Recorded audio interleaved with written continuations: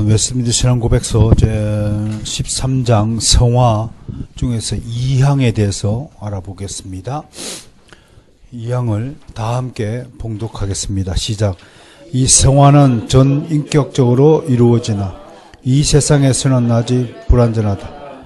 사람의 모든 부분들의 부패의 잔재들이 여전히 남아있어 거기에서 계속적이고 화해할 수 없는 싸움이 일어나므로 육신은 성령을 거스리고 성령은 육신을 거스린다. 아멘.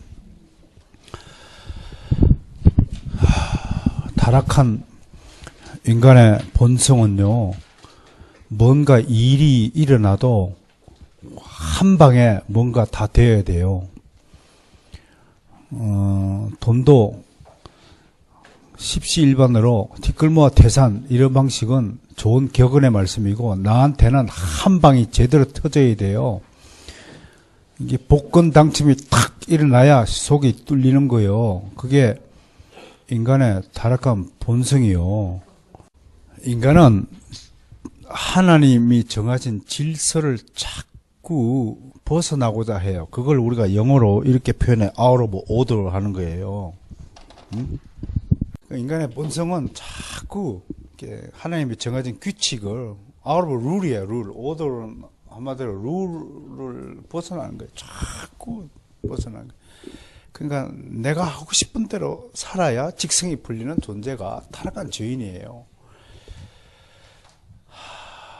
교회도 교회당에 집착한 사람들은 교회당을 아무튼 무기를 해서라도 지어야 돼요. 이게 우리의 본성이에요. 돈 있는 사람이 한 방에 팍 세우면 금방 세우세요, 건물은. 그죠? 여러분들 중에 은혜 받은 사람 혹시 있습니까? 우리 교회당을 키우고 싶으시면 한 방에 그냥 투자를 하세요. 그럼 그 사람은 절대로 그 교회당에서 못 벗어나요. 투자한 게 어딘데. 보통 믿음이 아니면 하나님이 결정적인 전환점, 터닝 포인트를 주지 않는다면 그 교회당의 구신이 되어야 하는 거예요. 그러니까 우리의 인간의 타락한 본성이 얼마나 한방주의냐. 성화의 문제도 지금 한방주의다. 그 한방주의가 이제 오늘 말하는 성화를 잘못 규정하면 완전주의가 되는 거예요. 생각해 보세요. 복권을 사는 사람한테 당신은 한방주의자입니까? 절대로 아니라고 그래요. 그건 럭키한 거지 내가 한방주의자가 아니라고 그래요. 한탕주의자가 아니라고 그래요. 우리는 어떻든 개혁신학의 특징이 뭡니까? 여러분, 개혁신학이 아닌 그것에 무리던 사람들은 아무튼 이런 우리 인간들의 모임은 재미있어야 돼요. 아무튼 나를 졸지 않게 해줘야 될 책임이 너한테 있다고 얘기해요. 그러니까 앞에 선 사람은 마이크를 잡으면 어떻게 해야 되느냐? 사람을 신경을 써야 돼요. 내가 혹시 말하는데 반응이 없거나 졸고 있으면 이제 어떻게 하나 하는 염려를 하게 되니까 앞에 서면 자꾸 사람을 웃기려고 그래요. 사람을 재밌게 하려고 그래요. 성령의 어저께 그 서문가 목사님처럼 그 말씀 가운데 별로 웃기는 얘기가 아닌데도 아무튼 희한한 비유를 통해서 난 탱크라고 발음하지 않고 땡크라고 발음하는 것도 너무 무서워. 스피릿이라고 스피릿이라고 그래. 근데 그런 속에서 그 풍성한 비유, 낯설지 않는 비유를 통해서 은사가 교회론적 시각에서 풀이하는 모습을 보면 그런 웃음 말고 억지로 사람 막 세상에 유머틱한 제스처라든지 막 이런 그래서 사람을 웃기려고 하는 집회는 그게 하나님 앞에서 우리가 행해져야 할 예배인가라고 생각해 보면 좀 다른 생각이 들죠. 아무튼 개혁주의자들의 설교나 모임은 일단 졸려야 돼. 졸음이 온다. 그러면 이게 올바른 강의 설교야. 왜? 타락한 우리는 진지하거나 참된 진리의 말씀을 거부하려고 하는 그게 안 맞아요. 우리가 음식도 마찬가지잖아요. 몸에 좋은 음식은 맛이 없어요. 소금 치면 안 돼. 소금 치면 안 되는 음식을 먹어야 장수하고 건강해지는 건 다 알고 있어, 머릿속으로. 맞아. 그러나 나는 안 먹을래. 왜? 맛이 없거든, 당장. 이제 그런 것들을 생각을 하면서 오늘 이 성화에 대한 잘못된 교리가 미국 사회에서 어떻게 변질되었는가 한번 살펴보겠습니다.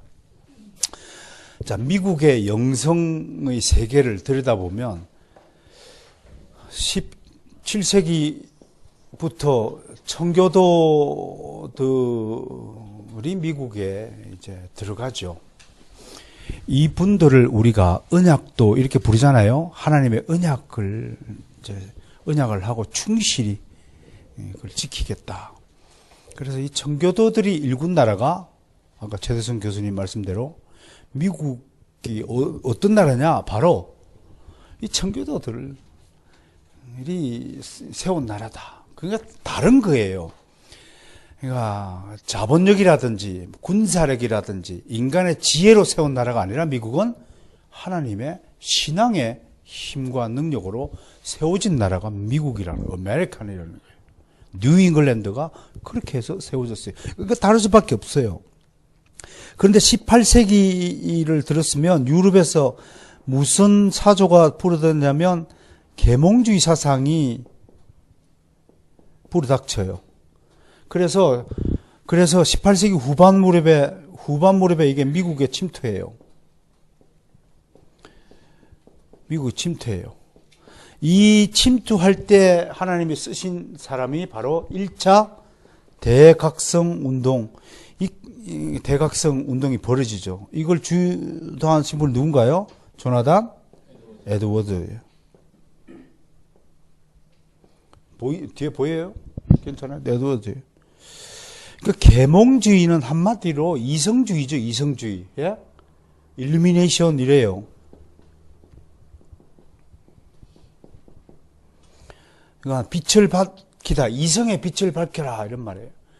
그 인간이 종교라는 것은 이성적으로 이해가 되지 않는 것을 거부하는 거예요. 그 이건 인본주의의 아주 고상한 포장이라고 규정을 해도 손색이 없을 거예요. 인본주의 고상한 포장이다. 이런 사상이 미국에 들어오니까 미국이 막 퇴폐하기 시작하는 거예요. 하나님의 주권을 인정하지 않고 우리 인간의 자유를 계속 강조하는 사상이 들어온 거예요. 이걸 온몸으로 막아낸 사람이 조나단 에드워드예요. 또 신학적으로는 뭐 찰스 하치라든지 벤자민 워필드, 비비 워필드라고 하는데요. 이런 분들이 온몸으로 막아서 거예요. 그래서 미국 일체 지켜졌어요. 그런데요. 갑자기 19세기 초반에 들어오면서 2차 대각성이 벌어져요. 근데 이 2차 대각성 운동은 조나단 에드워즈는 신학이 뭔가요? 칼빈주의 사역자예요. 이분은 칼빈주의예요. 칼빈주의에 대한 반항으로 일어난 것이 2차 각성 운동이다. 그 2차 대각성 운동을 주도한 인물은 누구냐 하면 두 사람인데 오늘 소개하는 아스 마하너. 그건 우리말로 아싸 마한인데요. 아싸 마한이에요. 영어로는 읽기는 에스 메헌 이렇게 읽는데 우리나라 번역은 아싸 마한이라고 해요. 그 다음에 찰스 피니. 많이 들어봤죠? 찰스 피니 많이 들어봤을 겁니다. 이 두 인물이 주도적으로 해서 미국의 2차 대각성 운동이 벌어집니다. 이것이 뭐냐면 바로 완전한 성결 운동입니다. 그걸 우리가 이분이 에스 메헌이 누구냐면 오하이주에 있는 오벌린 대학교 총장을 겸해서 오벌린 완전주의라 하는 거예요. 이번 사상들을요. 이걸 대표적으로 전 대중들에게 전파한 이가 찰스 피니입니다. 그래서 오늘은 그러한 성화에 대한 잘못된 성화론, 이 내용이 무엇인가를 좀 살펴보는 것입니다. 자, 제가 나오는 프린트를 보면 1번이 기독교적 완전이란, 이분들이 말하는 기독교적 완전이 뭐냐? 자, 왜 이분들이 완전을 주장하게 됐냐면, 기독교인들이 삶을 들여다보니까, 예? 잘 들으세요. 기독교인들이 사는 꼴을 보니까 이거는 불결하기 짝이 없고 거룩이라고는 눈꼽만큼도 찾을 수 없다라고 보여지는 거예요. 오늘날 김세현 박사가 꽃 같은 눈으로 기독교를 바라보는 거예요. 이 관점이 같은 거예요. 가만히 보니까 기독교인들의 삶을 보니까 도저히 성화되지 않은 거예요. 그러면 이 성화의 삶을 살지 못하는 그리스도인들이 원인이 뭔가 보니까 칭의론에 문제가 있다는 거예요. 칭의론은 그래서 완전한 법정적인 선언이 아니라 이 칭의는 성화의 완성을 보고 결정을 해야 된다는 생각에 미쳐서 그 칭의론을 유보되었다. 최후 심판 때까지 네가 완전한 완전한 의롭게 된 자라고 불릴 수 있기까지는 성화를 보고, 성화의 열매를 보고 하나님이 결정하실 것이다. 그것을 우리가 유보적 칭의론.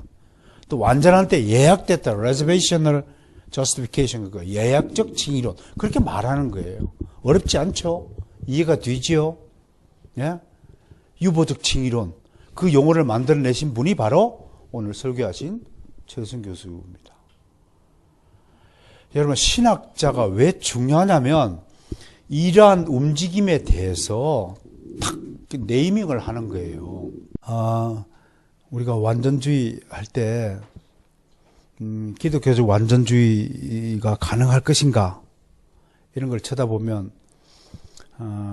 성화에 관한 교리를 정확하게 아는 것이 여러분 얼마나 신앙생활에 중요한가를 깨달아야 합니다. 그것 때문에 이걸 끄집어내는 거예요. 보세요.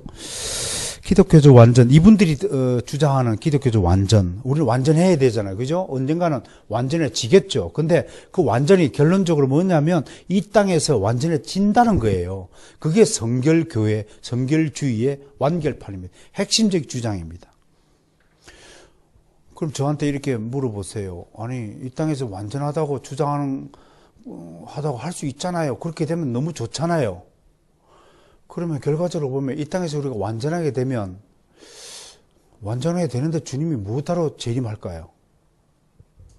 재림은 미완성된 하나님의 나라, 미완전한 우리를 완전하게 해주시기 위해서 오신 거 아니에요? 아니에요? 맞죠? 그러면 완전주의가 옳다면 결국은 하나님의 필요 없이 우리가 앞으로 성령 힘으로 완전해지면 이 땅에서 완전해진 다음에 어떻게 살 건데? 어떻게 살 건데? 라는 문제가 나오죠. 결론적으로. 그런 것을 염두에 두고 한 번씩 보겠습니다. 도덕법에 완전하게 순종하는 것으로 이런 순종을 통해 인간 본성에 내재한 이기심이 제거되고 순수하고 영원한 사랑으로 전 존재가 새롭게 덧입게 된다고 주장했다. 이에 그는 사랑이 율법을 성취한다는 모토를 자주 강조했다라고 말합니다. 도덕 철학의 학문에서는 보다 구체적으로 완전을 설명하기를 성화되고 흠이 없는 상태를 뜻하는데 성화되고 흠이 없는 상태랍니다. 완전히요. 무결점이죠. 무결점. 이는 우리의 의지, 지성, 정신적 민감성, 육체적, 경영적 전부를 아우르는 포괄적 완전인데 세 영역에 있어서 완전히 이루어진다고 합니다. 첫 번째, 지성적 영역. 오타가 났는데요. 지성적 완전. 이거는 무엇이 악이고 악이 아닌지를 인지하는 능력이랍니다. 이렇기 때문에 지성적 완전이 이루어진 것이랍니다. 그런데 우리 인간이 이것은 악이고 저것은 악이 아니라는 사실을 완벽하게 구분할 수 있는 영역이 있나요? 우리가 철학에 있어서 세 영역을 말합니다. 하나는 화이트 영역이라고 합니다. 이거를 화이트 존이라고 하죠. 하나는 블랙 존입니다. 변틸 박사님이 미스터 화이트 미스터 같은 거죠. 이 겹치는 부분을 그레이 존이랍니다. 그러면 문제는 요 영역을 우리가 애매한 영역이라고, 애매모호한 영역이라고 그래요. 영역이다 그래요.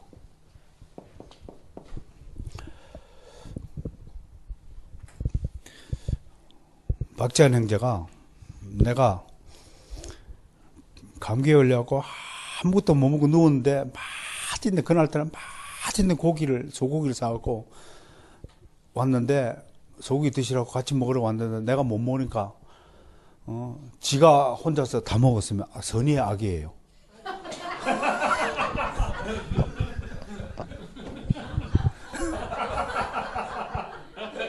선의의 악이에요. 선의예요? 악이에요? 약 올린 거 아파 죽겠는데 나는.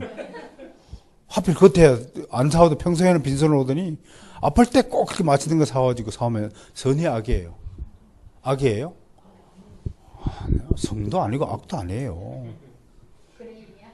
이런 일들이 비일비재해요. 응? 비일비재해요. 행동에. 근데 지금 완전주의는 뭐라고 그래요?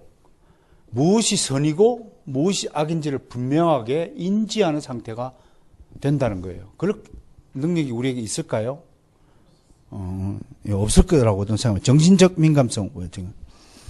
인간의 모든 느낌과 감정이 하나님의 법 아래 위치함을 뜻하는 것이며, 육체적 경향성과 관계도 완전한 하나님의 임재 앞에서 살아가고 있는 자들을 자신들의 육체를 살아있는 희생제물로 드려함을 뜻한다고 한다. 여러분들이 육체를 하나님의 희생제물로 드릴 수 있습니까?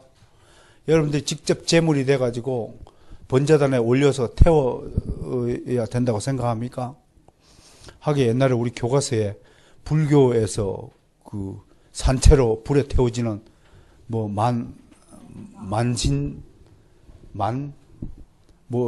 수필이 하나 있었죠. 등신불 그래. 어떻게 기억나요? 야, 경제 기억력 좋네요. 등신불로 우리가 들어질 수 있다고 봅니까? 그럴 필요가 있을까요? 예수님이 온전한 제물이 되어서 완전히 율법적인 제사를 다 성취했다는 것은 무언가요? 너희들은 이제 그런 제사를 드릴 필요가 있다 없다?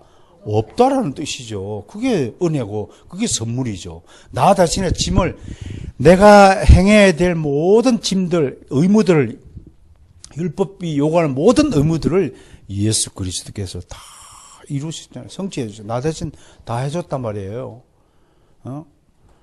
그러면 감사해야죠. 방이 막 어질러 있는데 박재현 형제가 와가지고 갑자기 우리 교회를 청소를 다 해놨어. 그러면 청소하러 왔던 사람이 딱 오니까 다 해줬으면 얼마나 감사해. 그런 날이 있기를 지금 축원합니다. 그게 이제 완전주의입니다. 자, 2번 기독교적 완전이 이 땅에 가능한가? 뭐라고 이들은 주장해요? 획득할 수 있고 실현 가능하다고 했다. 근거가 뭐예요? 데살로니가전서 5장 23절 한번 봅시다. 데살로니가전서 5장 23절.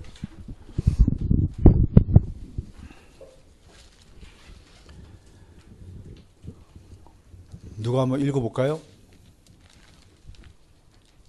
평강의 하나님 너희를 온전히 거룩하게 하시고 또 너희의 온 영과 혼과 몸이 우리 주 예수 그리스도가 강림하실 때에 흠없게 보존되기를 원하요. 이 구절에 따르면 예수님이 재림하실 때에 우리가 흠없는 상태가 되어야 하는 것이 하나님의 뜻이다라고 해석될 수 있습니다. 과연 그럴까요? 과연 그런 뜻으로 사도 바울이 이런 표현을 썼을까요? 이들이 말하는 완전주의를 염두하면서 사도 바울이 썼을까요? 그 다음 구절, 획득하기 위한 방편으로 그러면. 완전해지기 방편이 뭐냐? 어떻게 하면 완전해지느냐? 그랬더니 기도를 하는데 어떻게 기도하라고요? 구체적으로 기도하라. 두 번째, 뜨겁게 기도하라. 세 번째, 끈질기게 기도하라. 이게 오벌린 완전주의자들, 찰스 핀이 부흥집회에서 외쳤던 기도의 소리입니다. 이러면 우리가 완전해질 수 있나요? 그러면 내가 여러분들 물어봅시다. 어느 정도까지 구체적으로 해야 됩니까? 예를 들어서 우리 교회당을 지어야 되는데 약 한 돈이 10억 든다 칩시다. 근데 딱 10억만 들까요? 아니면 9억 9,876만 3,200원, 231원이 든다 그러면 어떻게 할 겁니까? 그럼 여러분들 기도를 1원짜리까지 다 하고 9억 9,080, 31원만 주십시오. 그렇게 기도해야 됩니까? 구체적으로? 어디까지 기도해야 됩니까? 열렬하게 뜨겁게 기도하라. 어떻게 하면 뜨겁게 합니까? 목소리라 막 고막이 터지도록 외치면 뜨겁습니까? 피가 돋으면 뜨겁게 됩니까? 또 끈질기게 도대체가 뭘 달라고 간구하는 기도를 언제까지 떠들어야 됩니까? 새벽부터 일을 피하고 오직 기도를 해가지고 이 한 가지만 놓고 계속 떠들으면 완전해집니까? 그러면 하나님이 기뻐서 응답을 하냐 이겁니다. 그는 에바브로가 하나님의 모든 뜻 가운데서 완전하고 확신 있게 서기 위해 애써 기도한다는 골로새 4장 12절을 인용하면서 확신 있는 기도와 완전을 연결했습니다. 나아가 그는 그리스도 안에서 한 마음을 품을 때 기독교적 완전은 비로소 가능하게 되고, 참 좋죠. 한 마음 품으라 라는 도덕적인 명제를요 구체적으로 실천적인 윤리 강령으로 만들어버리면 이는 오류가 됩니다. 우리가 사랑을 해야 된다는 것은 우리가 명제죠. 사랑을 당연히 해야죠. 그러나 그거를 어떻게 사랑해야 되냐는 것은 모든 인간에게 주어진 자율적인 것에 하나님 맡기신 겁니다. 그것은 우리 스스로의 판단과 능력으로 사랑을 할 수 있기를 원하는 것입니다. 명제와 실천 강령에서 좀 차이가 난다고 하는 것입니다. 그러면서 3번의 성결과의 관계를 봅시다. 그럼 이것이 완전주의가 성결주의와 어떻게 연결이 되었느냐 하는 겁니다. 이러한 완전주의가 19세기의 미국 사회를 어떻게 변형시키느냐, 이런 미국에서 19세기 초반은 낙관적인 인간론이 팽배했습니다. 인간은 선한 것이야. 인간은 하나님의 사랑과 자비를 입어서 아주 도덕적인 존재야. 그러나 미국의 가장 큰 대전환점이 뭡니까? 바로 남북 전쟁입니다. 자국 내에서 벌어진 전쟁입니다. 미국이 그 이후로는 외국과의 전쟁에 나섰지만, 세계를 구하기 위해서 전쟁에 뛰어들었지만 자기들끼리 싸움을 한 것은 남북 전쟁이 유일합니다. 여러분, 링컨이라는 영화 혹시 보셨습니까? 링컨이라는 영화를 보면요, 링컨을 참 아름답게 그렸더라고요. 흑인 병사들하고 대화하는 장면으로 그 영화가 시작이 됩니다. 그러면서 모든 병사들의 사랑을 받는 링컨을 조망하면서 그 수정한 헌법 가결을 위해서 그 의원들하고 투쟁하는 모습들, 그러면서도 남북 전쟁을 통해서라도 미국을 하나의 사상으로 만들어야 된다는 그의 신념이 그려지는 그런 영화인데요. 생각을 해보세요. 만약에 미국이 남북 전쟁을 겪지 않고 있었다면 미국은 완전히 두 개의 나라가 되었을 것입니다. 노예제도에 대한 입장 차이가 간단한 것 같지만요, 그 노예제도에 대한 두 인식의 문제는 굉장히 깊은 갈등의 표출입니다. 여러분 어떻게 생각합니까? 노예제도가 성경적이라고 생각합니까? 비성경적이라고 생각합니까? 왜 북부는 노예제도를 반대했고 폐지해야 된다고 하고 왜 남부는 노예제도를 지지했을까요? 그걸 간단하게 이원론적 방식으로 하면은 노예제도를 찬성한 남부 쪽의 사람들은 나쁜 사람이고, 노예제도 폐지를 주장한 링컨을 비롯한 북부 쪽의 사람은 선한 사람이다. 이렇게 역사를 도식적으로 가르치면요, 큰일 나는 겁니다. 마치요, 우리나라가 지금 이념 논쟁입니다. 한마디로 우리나라는. 그 이념 논쟁의 근원은 남북 분단이죠. 공산주의 사상과 자유민주주의 사상이 결합될 수 없는 사상이잖아요. 예? 그런데 문제는 공산주의 진영에서는 다른 사상을 용납하지 않는 지역이기 때문에 갈등이 없는 거예요. 무조건 거기는 김일성주의 하나만 가지면 그냥 모든 것이 통일되는 거예요. 그게 공산주의예요. 근데 그것이 겉으로 보기에는 굉장히 평온하고 아는 것 같지만 인간의 불만을 강제적으로 억누르던 것이 불가하죠. 여러분, 용수철을 바위에 누른다고 용수철의 힘이 사라지나요? 바위만 걷어치우면 언제든지 튀어오르죠. 그러나 겉으로 보기에는 공산주의가 하나의 사상으로 무장됐어요. 왜 대한민국 남한 지역에 여러 가지 이념 갈등이 있느냐? 자유민주주의는 것은 사상의 자유를 보장하는 체제입니다. 그리고 어느 사상을 가진다고 해도 그게 비난받을 것이 못 되죠. 다만요, 이게 범주의 한계라는 게 있는 것입니다.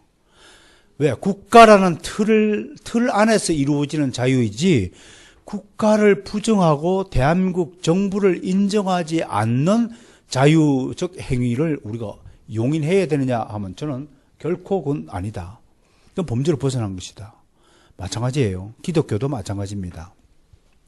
기독교 안에서요, 하나님을 믿는 신앙 안에서 하나여야지, 기독교 안에도 하나님을 믿어도 되고 믿지 않아도 기독교인이 된다라고 한다는 것은 그건 있을 수 없는 이치와 같은 것입니다.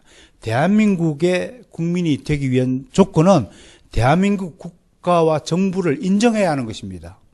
그런데 우리 남한 세력에는 대한민국 정부 자체를 인정하지 않는 세력들이 있죠. 그것은 대한민국이라는 국가의 틀 안에서 결코 인정받아서는 안 되는 것입니다. 그런데 그들이 지금 이제 현재로서는 주도권을 쥐고 있는 형국이 되었단 말입니다.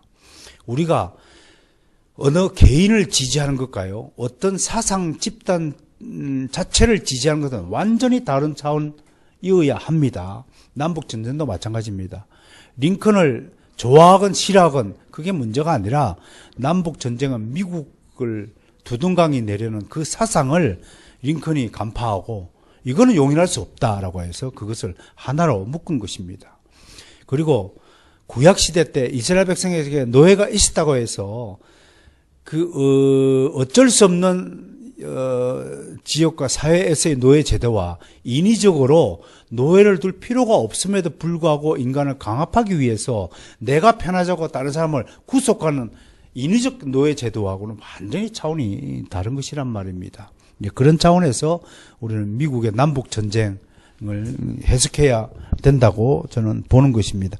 그런데 아무튼 이 남북 전쟁을 하면서 미국인들은 인간이 얼마나 잔인하고 포악한 존재인가를 뼈저리게 느꼈습니다. 마치 칼 바르트라는 사람이요, 2차 세계대전 이전과 2차 세계대전 이후의 칼 바르트를 나누거든요.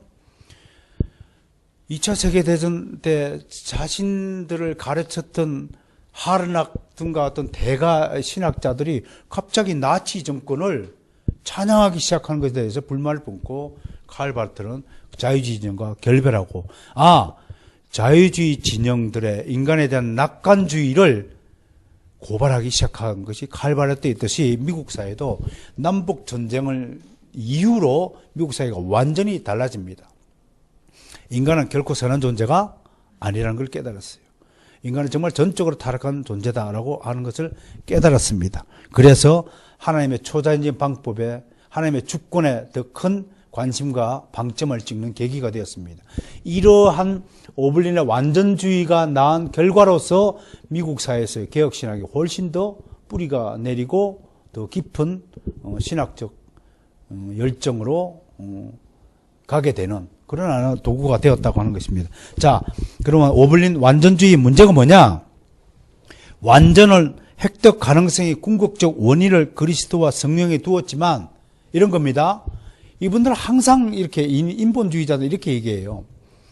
우리가 그리스도에게, 성령에게 간구하면 구하라 그러면 주실 것이라고 약속하셨기 때문에 달라고 하시면 주실 것이다 이거예요.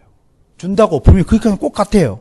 그런데 이 완전함을 획득하기 위해서는 우리가 먼저 그리스도에게 헌신해야 한다고 하는 겁니다. 거룩한 삶을 살아야 한다고 하는 것입니다. 그 거룩한 삶이 도덕적인 삶이라고 얘기하는 것입니다. 그러면 그 도덕적 삶은 성경에 계시된 율법적인 삶을 가르치지 않는다고 말할 수 없다는 것입니다. 여러분, 율법을 지킬 수 있나요? 율법을 온전하게 지킬 수 있는 사람은 아무도 없습니다. 그러한 율법주의를 예수님께서 다 허무셨는데도 또 계속 도덕을, 거룩한 삶을 살아야 한다. 그것이 전제 조건으로 삼는 어떤 이런 사상들은 반드시 주님의 뜻을 벗어난 것이다 라고 말할 수 있는 것입니다. 성화에 대한 잘못된 생각들, 성화에 대해서요, 내가 늘 강조하잖아요. 성화가 되기 위해선 이런 겁니다. 성화론에 있어서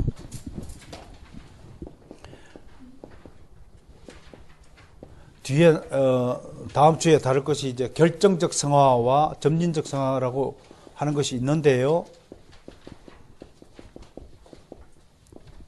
결정적과 점진적 성화라고 하는 것이 있어요. 그건 다음 주에 다루겠지만요.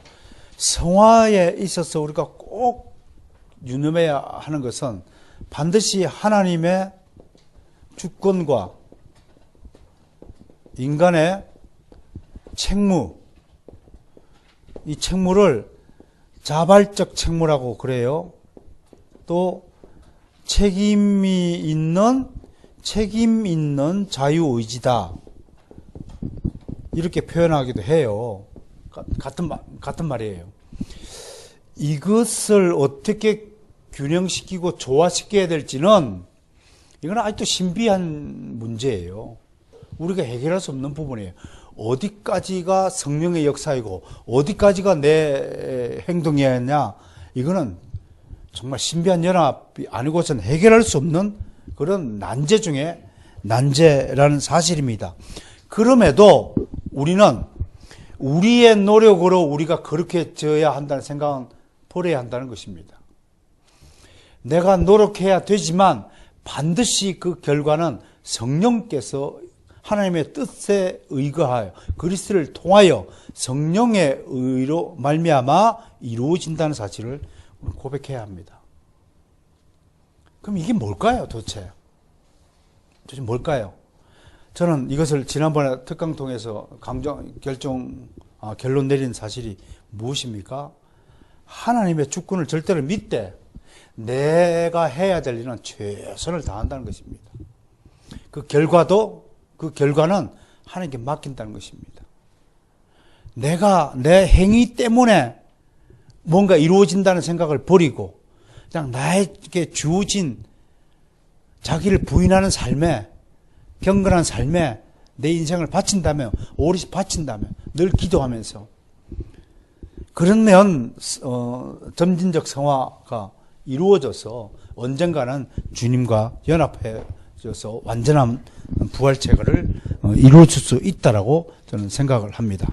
그 밑에 매원의 획득주의는 우리가 기독교적 완전을 위해서 지속적으로 초자연적인 능력에 의존하지만, 성령의 도우심을 받지만 그 초자연적 능력을 사용할지 혹은 받아들일지에 대한 최종적인 결정은 결국 인간이 하는 것으로 결론을 되었기 때문에 이런 아스 매헌이나 찰스 피니의 이 성화주의 또 완전주의는 올바른 기독교적 교리가 아니라고 하는 것입니다.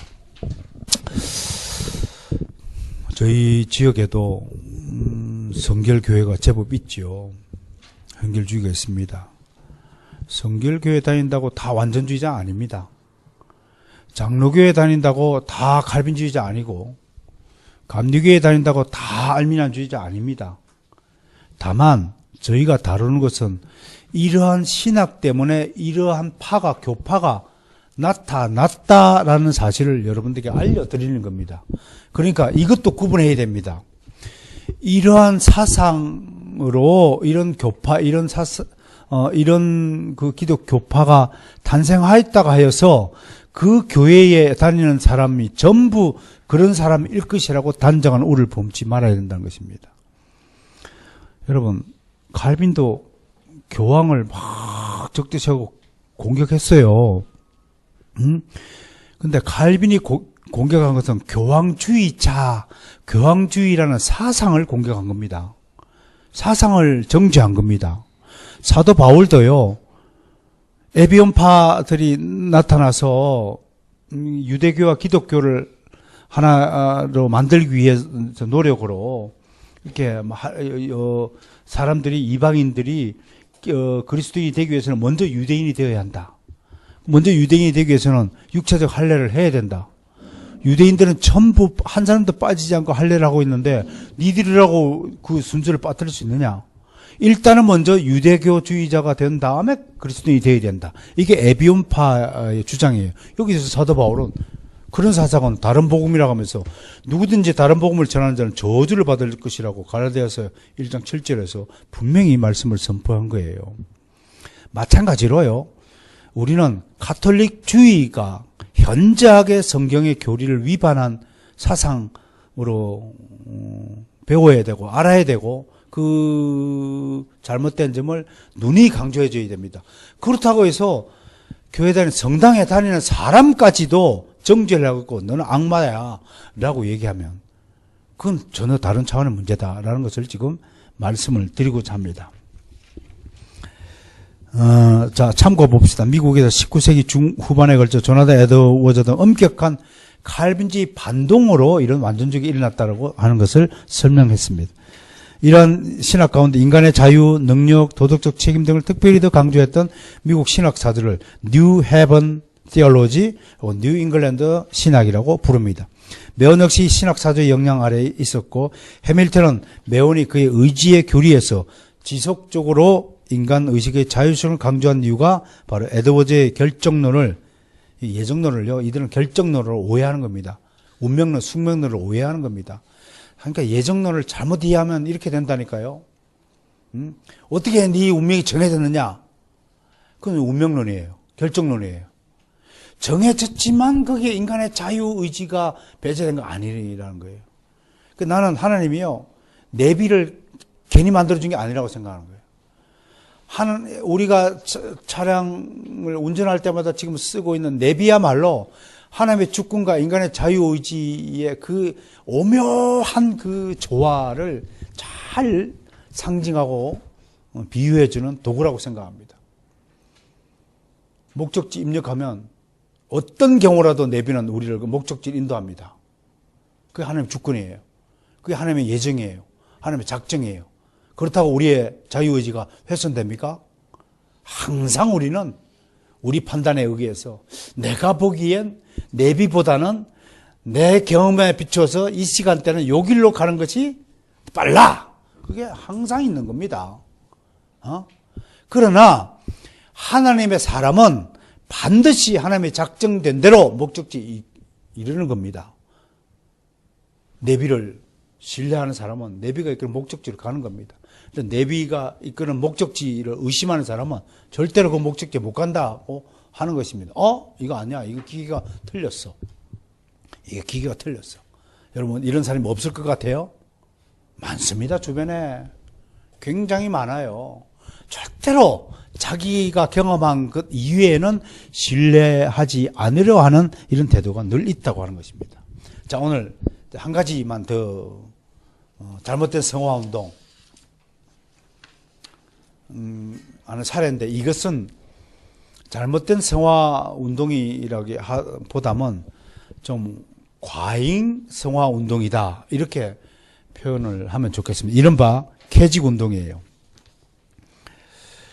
캐직은 영국 컴벌랜드 지역에 있는 인구 한 4,000명 되는 휴양도시라고 알려져 있습니다. 이 캐직 운동에 대해서 제 패커는 웨슬리안주의의 수정판 운동이다, 이렇게 말하고요. 2015년도에요, 저희가 여러분 혹시 여주봉 목사님 아십니까? 아주 강해 설교 잘하시는 서울 포도나무 교회에서 기독교 학술원 세미나가 열렸었어요. 그때 고신대학교의 이상규 교수가 이제 영국 캐직 운동에 대해서 소논문을 발표한 적이 있는데요. 그때 이 캐직 운동을 이상규 교수는 18세기 영국 복음주의 운동의 완결판이다. 이렇게 정리를 했는데 상당히 일리가 있다고 합니다. 그러니까 이 영국에서 일어난 복음주의 운동, 일환으로 일어난 이 경건운동, 성화운동, 성결운동이 19세기 미국 성결운동의 배경이 되는 것입니다. 19세기 미국 성결운동의 배경이 되었다라고 말합니다. 이 성결운동 중에서도 극단주의자들이 바로 오순절 은사주의자들이고 방언주의자들이고 신비주의자들이 이렇게 또 나타나는 겁니다. 이런 캐직 운동이 왜 일어났느냐 하면 한마디로 또 인간의 삶에 대한 관심입니다. 개혁주의와 일반 복음주의의 큰 차이 중에 하나가 둘 다 그리스도인의 삶을 강조합니다. 저도 그리스도인이 빛과 소금의 역할을 하기 위해서는 모범적인 삶을 살아야죠. 그건 동일합니다. 부르시는 건 동일해요. 근데 어떤 차이가 있냐면, 여러분, 대한민국 사람들이 남북 통일을 반대할 사람이 있을까요? 다 남북, 반대하는 사람이 있을지도 모르겠는데, 어떻든 남북 통일해야 된다라는 당위적 명제는 다 갖고 있어요. 그런데 어떻게 통일해야 되느냐라는 생각은 완전히 다릅니다. 이념상. 사상이 다르면 완전히 다른 겁니다. 어떻든 캐직운동은 구원 이후에 그리스도의 삶에 깊은 관심을 기울였고요. 실제로 믿음대로 실천하고 살아야 된다고 주장했어요. 그래서 이 운동 때문에 세계 전도 운동이 벌어졌고, 그때부터 기독교가 세계 선교에 팔을 걷어붙이고 앞장서게 된 것입니다. 그래서 세계 선교협회가 만들어지고 하는 것입니다. 영국에서요. 그런데 이들 구호는 이제 너희 모든 그리스도 안에서 하나라 해서 그 All in Christ 이 구호가 모토가 뭐냐면, 영어로 썼으면 미안한데요. 이런 역사를 좀 알아야 됩니다. 기독교 역사. 현대 기독교가 어떻게 이렇게 운동화 되어가지고 이런 여파들이 미국을 건너서 한국으로 그대로 직수되는 것이 기독교 역사였으니까 이런 것 좀 알고 있어야, 내 신앙 가운데도 이런 색채가 알게 모르게 이게 전수되어서 내 안에 있구나. 이런 것들을 자기 신앙의 색깔이나 자기 신앙의 상태를 점검할 수 있는 그런 계기가 될 수 있다고 하는 것입니다. 그래서 더 higher Christian life, 더 높은 그리스도인의 삶을 살자. 좀 고상하게 살자. 좀 성숙한 그리스도인이 되자라는 주장으로서 하등 이상할 게 없는 것이죠. 근데 이것이 이제 미국에 상륙하여서 미국 복음주의권에 굉장히 큰 영향을 주었습니다. 특별히 누구한테 가장 이 캐직 사경회가 낳은 미국의 복음주의 인물 중에 대표적인 인물이 바로 무디입니다. 무디. 이 전도운동, 복음에 대한 뜨거운 열정, 아무튼 그 뜨거움이 저희가 말하는 뜨거움하고는 좀 다른 뜨거움이에요. 아무튼 이들은 기도를 해도요, 뜨겁게 해야 돼요. 막 그러다가 신비롭게 해야 돼. 그러다가 이제 방언 기도까지 나가는 거예요. 와와와와와와와 해가지고 온 천지가 진동하는, 우리 어렸을 때 다 그랬잖아요. 가만히 보면요, 이 캐직 사경회가 우리 한국 교회까지 깊숙이 침투했어요. 여러분 사경회 많이 했죠, 어릴 때. 많이 하고 근데 이들에 의해서 이 운동 때문에 나온 인물들이 부흥사들입니다. 산물들이. 그래가지고 부흥사들이 막 사경회 한다고. 그럼 사경회가 뭔가요? 성경을 깊이 생각한다 이런 말이요. 하나님의 말씀을 깊이 생각하는 거. 그러니까 한국에 들어왔고 이게 프로그램이 나왔어요. 5일간의 사경회예요. 5일 사경회. 월, 화, 수, 목, 금. 1일차, 2차. 유명한 겁니다. 그래서 1일차 뭐 한다고요? 죄의 대면해요. 회개기도 시키는 거예요. 인간 전조에 들여진 뿌리 깊은 죄성과 죄의식에 대한 진단을 해주는 거예요. 이런 것들이 바로 나온 게 이제 뭐 어떤 아시아 뭐 영성 훈련원 같은 경우 이제 지도자라는 사람이 남의 죄를 진단해줘요. 심지어 이제 이게 나가면 어떻게 돼요? 어유 안에 귀신이 한 60마리 들어있네 막 이렇게 되는 거예요. 이게 이제 나가는 완전히 극단적인 지표예요. 2일차에는 치료해줘요. 뿌리 잎은 죄성을 하나님 능력으로 치료한다. 그런데 지원사자가 필요하겠죠, 이제. 여러분, 다 이런 것들이 원인이 돼가지고 지금 나타난 거예요. 지금 우리 눈앞에 있는 막 지원사하고 막 이렇게 하는 것들이 다 뿌리가 이런 것들이 원인이라는 거예요. 3일차는 뭐예요? 죄를 치료받았으니까 어떻게 해야 돼요? 하나님께 갚아야죠. 이제 헌신해야죠. 그 다음에 결단해야죠. 결단하는 겁니다. 그래서 찰스 피니의 집회의 특징이 뭡니까? 결단하는 거잖아요. 여러분 이런 복음주의 진영 부흥사들이 잘 써먹은 게 뭡니까? 결단하고 그 자리에서 집회에서 앞으로 나오세요! 이렇게 나오고 결단하잖아요. 근데 이게 이제 어디로 발전했습니까? 이걸로 이제. 자, 3억부터 시작하겠습니다. 뭐, 딱 해가지고. 3억 결단하신 분 나오시면, 야자자자자 안 주게 되고 다 보내고. 그런 거예요. 응? 잘못된 성화주의가 지금 어떻게 발전했는지 우리는 들여다보고 있습니다.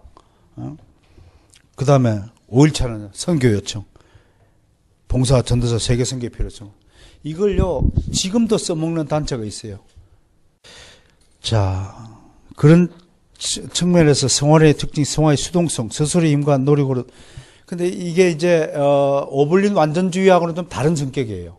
오블린 완전주의가 인간의 자유의지를 많이 강조하고, 인간의 결단에 따라서 성화가 이루어지든 말든지 한다고 주장했다면, 케이직파들은요, 스스로의 힘과 노력으로 성화가 이루어진 것이 아니라, 외부의 어떤 힘에 의해 성화가 이루어진 것이다. 성화는 하나님이 하시는 일이다. 하나님의 단독적 사역이다. 하나님의 단독적 사역이래요. 그럼 인간이 하는 일은 뭐냐? 내려놔라. 그래서 여기서 내려놓기, 버림, 비움, 이런 영성훈련이 나오는 거예요. 다 그런 거예요. 자, 거룩한 삶을 살기 위해 필요한 두 가지. 첫 번째, 완전한 버림. 근데 나는요, 이런 주장들을 보면 꼭 유불선 이야기를 듣는 것 같아요. 우리 여기 북한산 화성스님, 맨날 비워야 된다. 어떻게 비웁니까? 비워야 된다. 마음을 어떻게 비웁니까? 마음에 실체가 없는 것입니다. 어제 전문가 목사님도 그랬잖아요. 이 컵은 진짜 컵의 눈이 아니고 컵이라는 이데아가 가시적으로 보이는 것일 뿐인 이게 실체가 아닙니다. 이게 실제로 유명론이 싸움이잖아요. 이름을 가진 이데아가 눈에 나는 그게 예수님은 진짜 인간이 아니고 인간의 몸으로 나타나는 것이다. 그게 가연설이라고 도케티즘이거든요. 그렇게 가는 거예요. 어떻게 완전하게 버려요? 완전하게 버린다. 말은 좋죠. 완전한 버림. 두 번째, 완전한 믿음. 여러분, 내일 10억을 갚아야 되는데 회사가 부도나고 10억을 갚아야 되는데 지금 10억이 없어. 5시까지 마다가야 되는데 4시야 지금. 1시간 남았어. 어떻게 할 거예요, 여러분은? 어떻게 해요? 나는 완전한 믿음이기 때문에 5시에 반드시 하나님께서 은행 대출을 어떤 사람이 이렇게 얘기해 부산에 계시는 어떤 분 이야기인데요. 그분은 이제 위기가 닥치니까 저 은행이 완전히 박살나게 무너지게 하옵소서.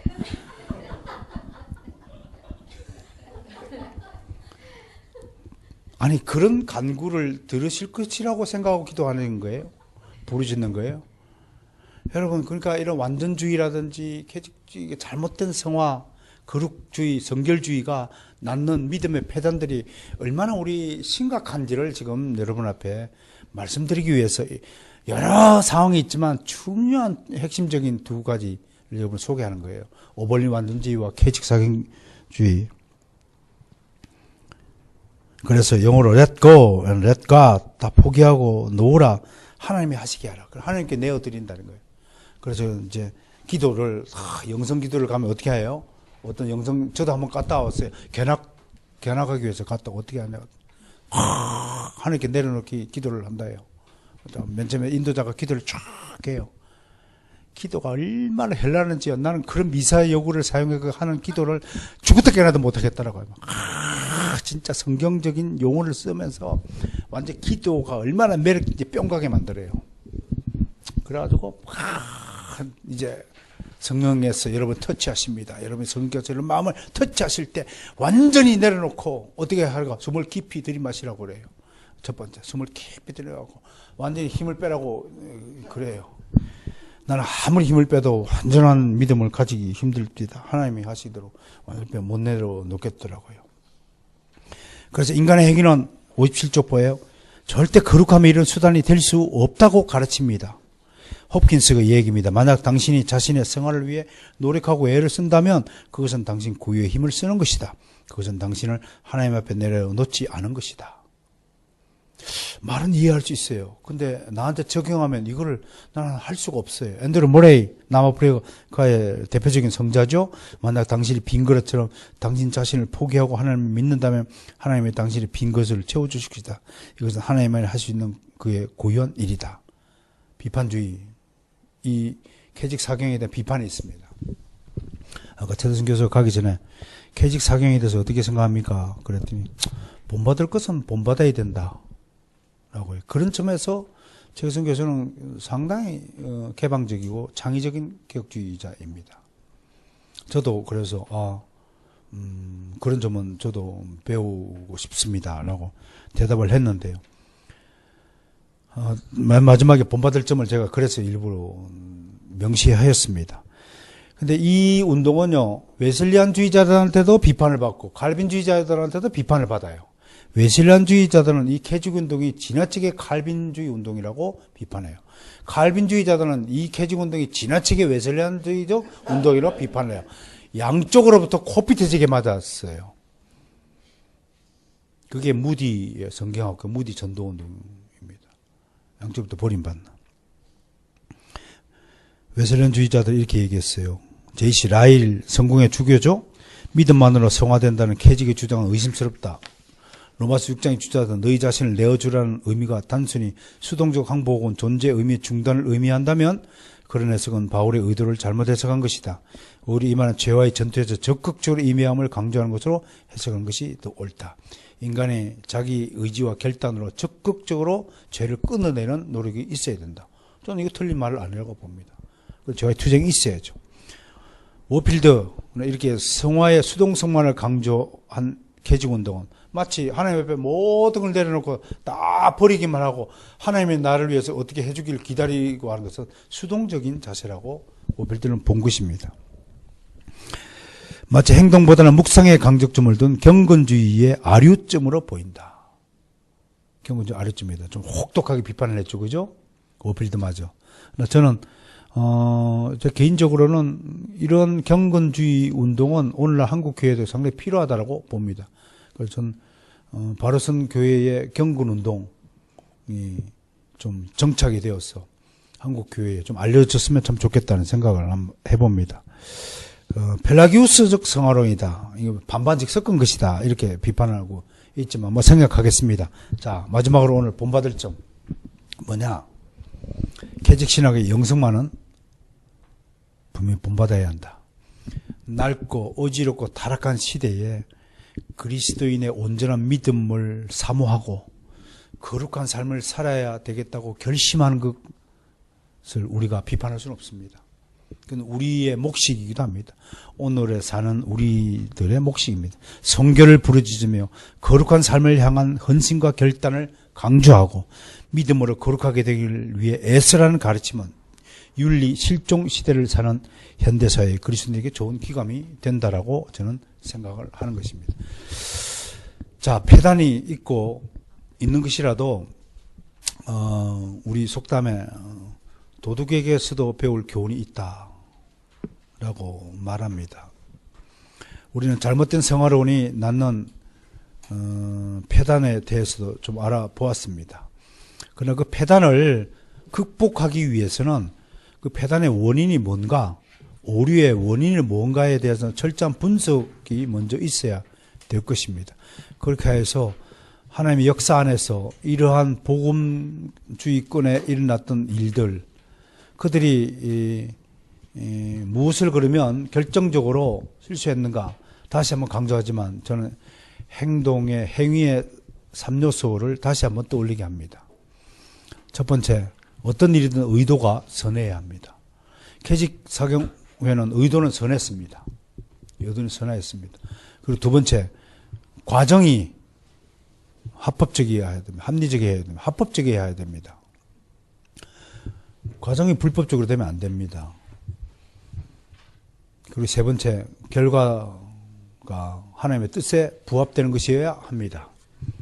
아무리 좋은 의도로 시작해서 한 캐직사경운동회라도 이렇게 해서 이상한 폐단을 낳게 됐다면 그건 하나님의 뜻에 완벽하게 부합되는 것은 아니라고 생각합니다. 물론 여러분들은 그러면 하나님의 뜻에 완벽하게 부합되는 인간의 사상과 제도가 있나요? 라고 물은다면 저는 절대 그런 일은 있을 수 없을 것이라고 대답할 수밖에 없습니다. 다만 우리는 우리의 부족함을 알고 늘 회개하면서 우리를 불쌍히 여겨달라고 하나님께 간구하는 그 심령을 잃어버리지 않는다면 여러분과 함께하는 성령께서 여러분들을 반드시 실족시키지 않고 여러분들을 반드시 온전한 성화의 길로 인도해 주시고 견인해 주실 것이라는 사실을 다시 한번 강조하는 것입니다.